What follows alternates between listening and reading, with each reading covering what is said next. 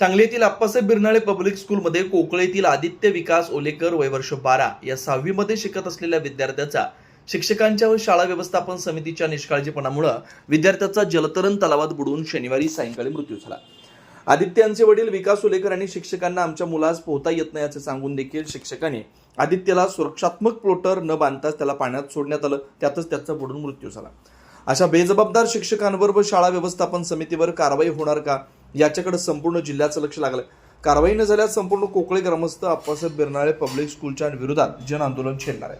आप्पासाहेब बिरनाळे स्कूलमध्ये प्रवेश घेतला होता आणि त्याला 31 मेला शाळेत सोडण्यात आलेलं होतं आणि जो फक्त 5-6 दिवस झाले त्याला शाळेत सोडताना सांगितलेलं होतं की त्याला पोहता येत नाही म्हणून, आणि आज त्याला त्या जलतरण तलावामध्ये नेण्यात आलं आणि त्याच्यावर कुठलंही लक्ष ठेवलं गेलं नाही। त्याला तसं सोडून देण्यात आलं आणि तो पोहताना बुडून त्याचा दुर्दैवांत झाला। हा शाळेनं सदोष मनुष्यवध आहे आणि सदोष मनुष्यवधच नाही तर हा इन्स्टिट्यूशनल मर्डर आहे, संस्थात्मक हत्या माझ्या पुतण्याची केलेली आहे।